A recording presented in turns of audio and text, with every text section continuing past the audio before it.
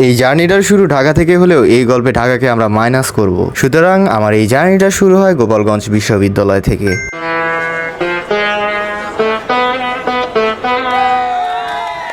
এসে নামতেই হলে ব্যাগ রেখে আমরা ফ্রেশ হয়ে খেলতে গেলাম ফুটবল সকার। কিছুক্ষণ ফুটবল খেলার পরে আমি ক্লান্ত, আমার এনার্জি শেষ, তাই নিচ্ছি রেস্ট। লেকে গোসল শেষ করে আমরা ফিরলাম হলে। রাতে আবারও আমরা ব্যাক করে লেক পাড়াই, এইবার আড্ডা দিতে। তো এখন আমরা আছি খুলনা সিটিতে।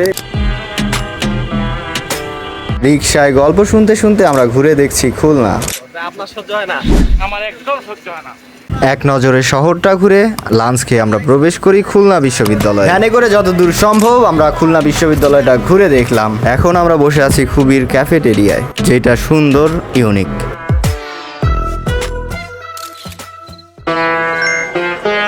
আজকে খেলা হচ্ছে ইতিহাস বনাম রাষ্ট্রবিজ্ঞান বিভাগ, যেখানে আমি দর্শক। খেলা শেষ হলে বাকি সময়টা কাটে ক্যাম্পাসের নিউ মার্কেট চত্বরে চায়ের আড্ডায়। পরে রাতে যায় জিএসটিউর কালচার নিয়ে গল্প বলছিল শাহেদ। এটা শুনে যে আমার মজাটা লাগছে ভাই। আমার সিনিয়র ভাই, কিন্তু এখন তো ওরা ফাইনাল ইয়ারে, আমি থার্ড ইয়ারে। আমি মনে করি যে আসি, ও আসে সালাম দেয়, বা আমি সালাম দেওয়ার আগে যদি ও আমাকে সালাম দিয়ে দেয়, সালাম দেওয়া মানে ও আমার জুনিয়র হয়ে গেল। তার মানে ও যখন যা খাবে ও বিলটা তখন আমার হয়ে যাবে।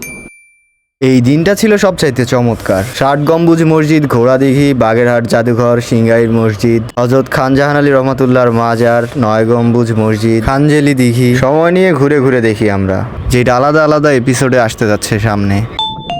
আজ গোপালগঞ্জ বিজ্ঞান ও প্রযুক্তি বিশ্ববিদ্যালয়ে আমার ৫ম দিন, অথচ এই ক্যাম্পাসটা এখনো ঘুরে দেখা হয়নি।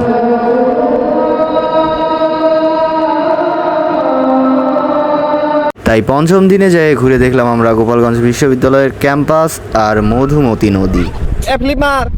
ষষ্ঠ দিন সকালে আমরা গেলাম গোপালগঞ্জ মেইন শহরে। আর ফিউ ১৪৪ ধারা, এর মধ্যেই যতটুকু ঘুরে দেখা যায় আর কি। গোপালগঞ্জের জিআই পণ্য দত্ত মিষ্টান্ন ভান্ডারের মিষ্টি এত নরম, এত তুলতুলে, এত কেন, ভালোই টেস্টি।